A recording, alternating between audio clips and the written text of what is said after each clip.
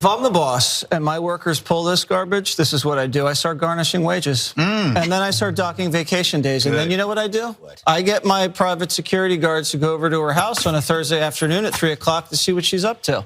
Maybe I find her at the mall. Maybe she's at TGI Fridays throwing back cocktails. Maybe I have footage of her trying on blouses at Ann Taylor. Resources on frivolous, petty things like that. However, I damn well please. I'm the CEO of this company. And then she says, you know what? I'm firing an HR complaint against you. I said, you can't file one because you just got fired. And then you know what I do? I hire someone half her age and pay her half her salary. Yeah. Maybe I'm in her closet. Maybe I'm trying on her clothes and staring at her through the closet slats. Maybe I'm collecting her hair up off the ground. You're a creep, dude. How did you say any of that without a moment of self-reflection of how disturbing that sounded? It was grotesque. And of course, he has a history of being a creep. But I mean, Bennie, how does someone say that without, I don't know, shriveling up and dying? Like, that was so messed up.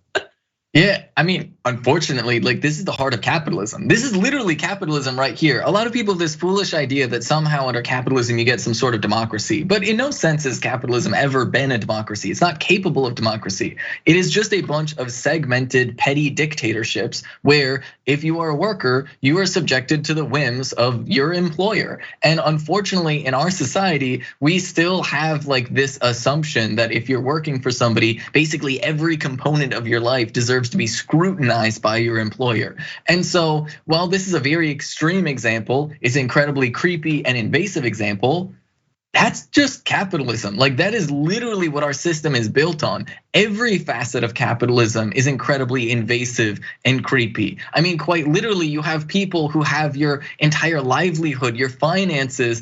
You can be homeless if you lose your job. And so at the end of the day, these are the types of people that are empowered by capitalism. These are the types of people who succeed under capitalism because it is their ruthlessness. It is their willingness to dehumanize people. It is their lack of regard for basic human decency that allows them to thrive and succeed in the current system that we have. And so fundamentally, this is just a case study in the harsh reality that everybody lives under. Because on a certain level, this isn't that much different than your average manager treating your average waitress, right? Like fundamentally, it is the same core dynamic. And it is why there's so much like systemic abuse and misogyny and racism deeply embedded within our society.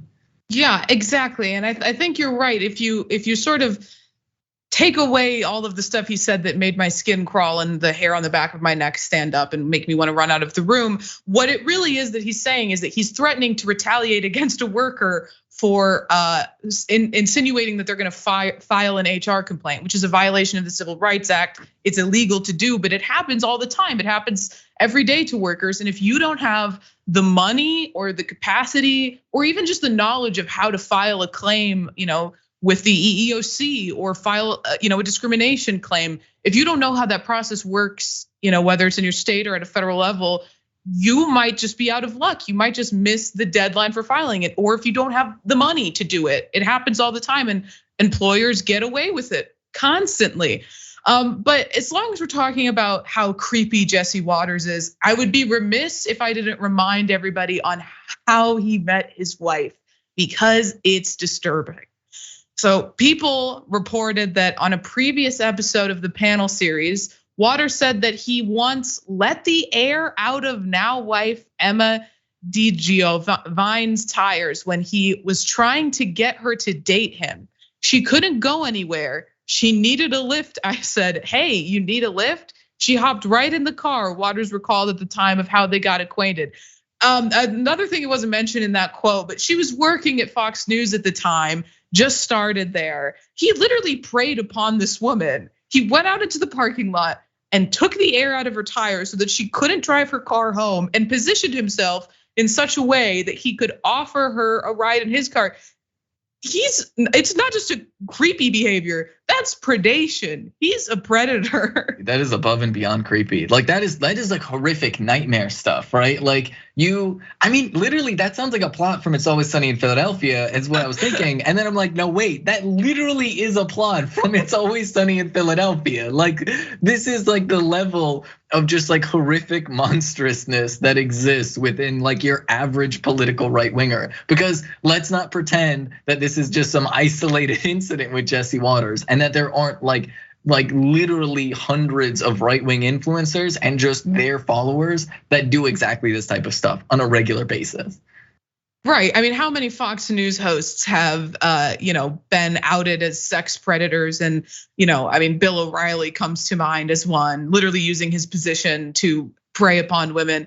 And apparently Jesse Waters is out in the parking lot letting tire out of women's car or air out of women's tires because they'll have to get in his car because of the implication.